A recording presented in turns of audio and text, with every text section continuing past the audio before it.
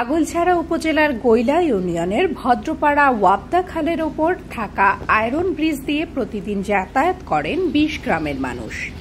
বাজার কাছে হওয়ায় গুরুত্বপূর্ণ এই ব্রিজ দিয়ে চলাচল করে ভারী যানবাহনও।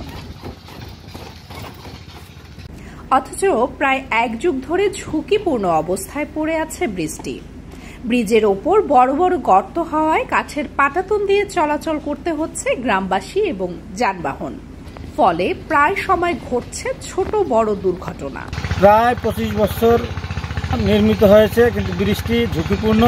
আমরা গ্রামবাসীরা প্রায় ১০ বছর যাবৎ কাঠ দিয়া সবার সহযোগিতায় নির্মাণ করে এখান থেকে হাজার হাজার মানুষ যাতায়াত করে, শত শত ভ্যান রিক্সা ইজি বাইক ঝুঁকিপূর্ণভাবে চলাফেরা করতেছে। কিন্তু আমরা শুধু শুনতেই আছি আমাদের ব্রিজটি নতুন করে হইবে, কিন্তু তার কোনো অগ্রগতি আমরা পাইতেছি না। তাই আমার অনুরোধ গ্রামের পক্ষ থেকে যাহাতে আমরা শীঘ্রই ব্রিজটি পাইতে পারি, তার সুব্যবস্থা করলে আমরা কৃতজ্ঞ থাকব।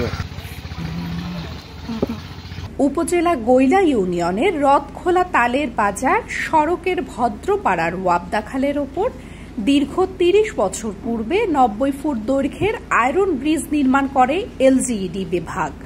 ১০ বছর পূর্বে ব্রিজটির উপর থাকা ঢালাই ভেঙে বড় বড় গর্তে পরিণত হয়েছে। ভেঙে গেছে দুপাশের রেলিং।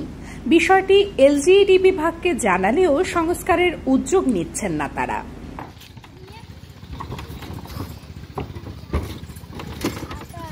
সরজমিনে দেখা যায় আয়রন ব্রিজটির অধিকাংশ স্থানে কাঠের পাটাতন দিয়ে জীবনের ঝুঁকি নিয়ে চলাচল করছে easy bike, auto van, motorcycle, nosimon সহ বিভিন্ন যানবাহন।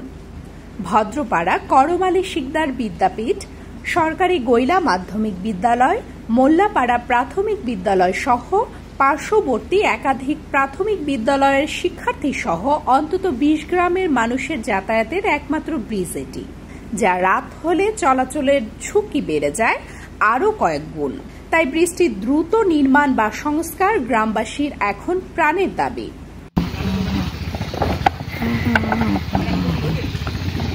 এরই মধ্যে ঝুঁকিপূর্ণ আয়রন ব্রিজটি পরিদর্শন করেছেন স্থানীয় সরকার প্রকৌশল বিভাগের প্রধান কার্যালয়ের আইবিআরপি প্রকল্পের পরিচালক শরীফ জামাল উদ্দিন।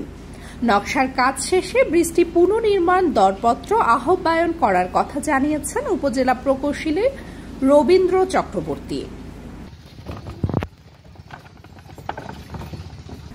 শুধু পরিদর্শন আর নকশায় থেমে থাকবে না ব্রিজ পুনর্নির্মাণ প্রকল্প, দ্রুত শুরু হবে নির্মাণ কাজ, এমনটাই দাবি গ্রামবাসীর। রুবাই জান্নাত নওরী, মতবাদ নিউজ ডেস্ক, বরিশাল।